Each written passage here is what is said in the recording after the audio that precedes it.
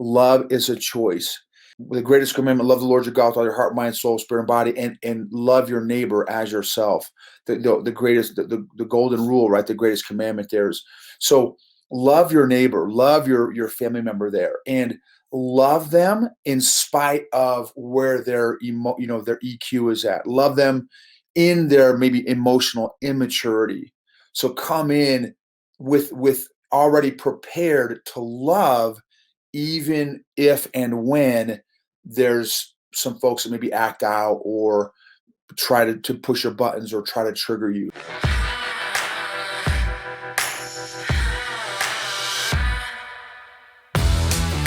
Welcome to the EQ for Entrepreneurs podcast. Like most business owners, you already know you need good business and marketing strategies to scale and be profitable.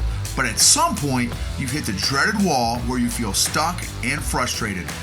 EQ for Entrepreneurs is for business owners and leaders who are honest enough to admit that they just might be the ones holding their business back and are brave enough to change that. We're Noble and Kathy, and every week we're having candid conversations about all things emotional intelligence and how growing that has allowed us to get out of our own way and is radically transforming both our businesses and our personal lives. This is the secret sauce strategy for modern entrepreneurs who are tired of hustling without seeing results and want to grow a business and a life that they love.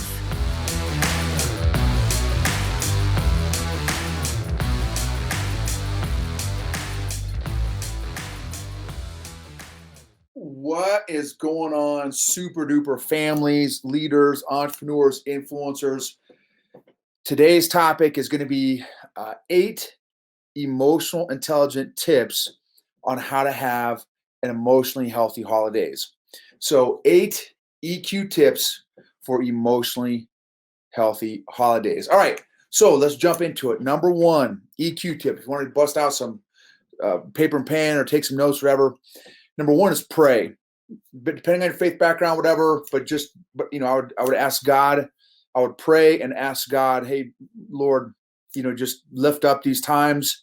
Pray that it would be fun, fellowship, productive, safe, healthy time, right? So just asking God to be there and be present, I think is going to be huge, a huge step. Number 2 is do an initial inventory, an initial feelings and emotions inventory. How are you feeling right now about the holidays coming up? We got Thanksgiving, Christmas, New Year's, a lot of different holiday times around family, times around friends, which can be awesome, fun, and exciting. Also can be stressful, lots of anxiety, lots of baggage, a lot of different emotions going on. So do an initial assessment and inventory of how you're feeling about the upcoming holidays and allow yourself to feel those emotions. That's so important.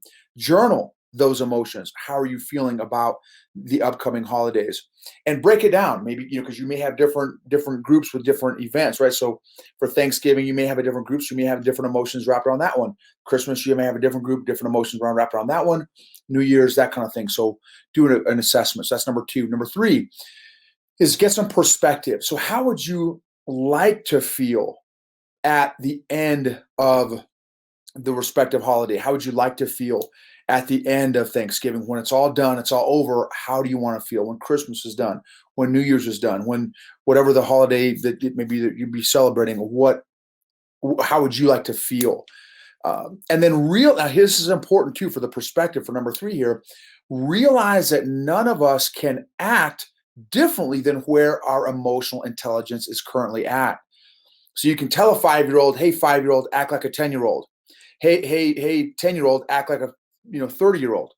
They can't do that. So also for perspective, realize that you need to be emotionally ready for when Uncle Biff or Aunt Lulubelle acts out because of maybe an undeveloped or low EQ. So they're probably not going to be able to help themselves in some of these environments, especially if there's lots of history and emotional injuries that have happened in the past. So just be mentally, emotionally, spiritually ready to handle maybe some of your relatives or friends that are not emotionally intelligent, or they haven't been working on growing their emotions at all. So that's number 3 is perspective. So there's kind of a 2-part there for number 3 there. Number 4 is expectations. What are your conscious and subconscious expectations for how you want Thanksgiving to go, or Christmas to go, or New Year's, or a particular birthday if you're going to be celebrating birthdays or some other holiday? What are your expectations? And write those out. Make a list. What are your expectations? And really try and do some reflection time, your conscious and subconscious reflection time for what your conscious, subconscious expectations are. Do you really expect to convert, Uncle Biff to being your political party? Do you fully expect to convert cousin, Billy Bob to your philosophy on mask wearing during that environment? Probably not. Probably not going to be a good. That's probably not a realistic expectation to have. And when we experience stress or anxiety, it's when there's a difference between expectations and reality. So just be aware of what your expectations are. And remember, you can only control what you can control. Number 5, boundaries. What are going to be your boundaries? This is huge, huge. I was raised in a family, we had no concept of boundaries. And still a lot of times we have not in my immediate family, but in my birth family. I love my birth family. Love them. We just did not know about the concept of boundaries. So what are your boundaries going to be? List your boundaries.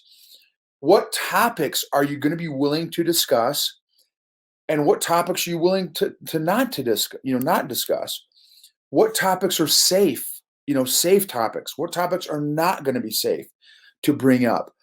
And so again, be ready. Back in point number 3, their perspective for your boundaries.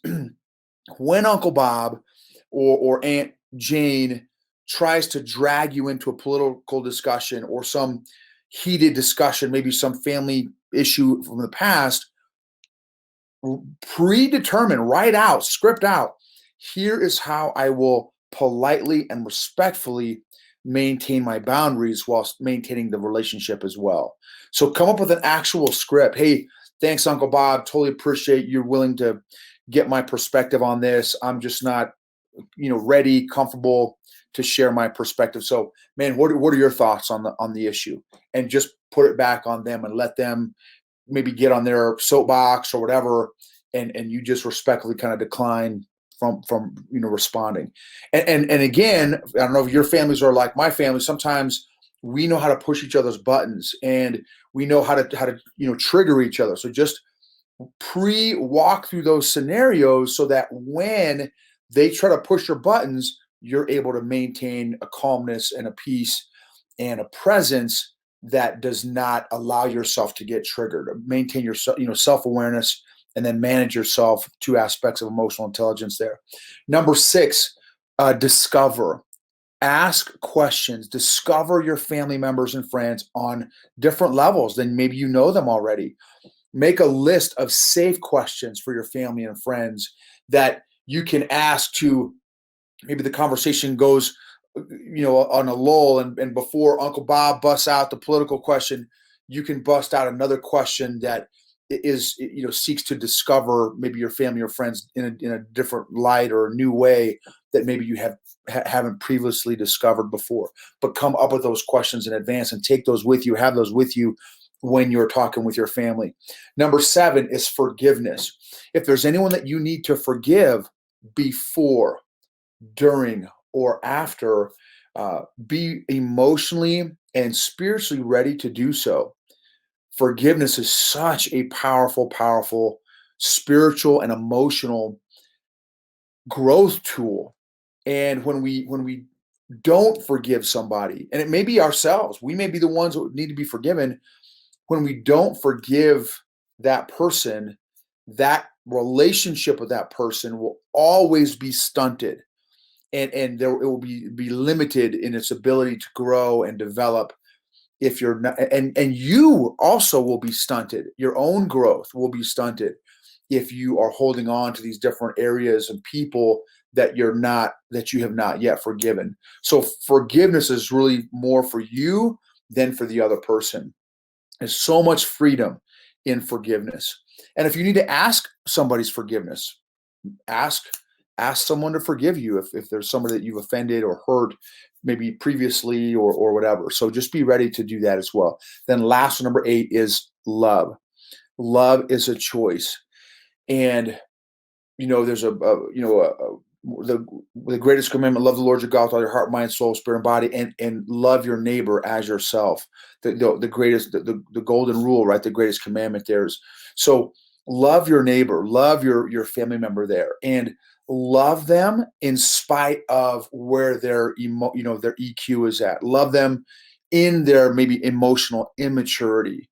So come in with already prepared to love, even if and when there's some folks that maybe act out or try to push your buttons or try to trigger you. So those are 8 things. So number 1, pray. Number 2, do an initial assessment of where your feelings and emotions are at regarding the holidays. Number 3, perspective. How would you like to feel at the end of each of these different events, and realize that not everyone coming into this will have already worked on their EQ. So realize that you may be there may be some triggering situations. So just be emotionally and mentally and spiritually ready for that. Number 4, your expectations. What are your expectations?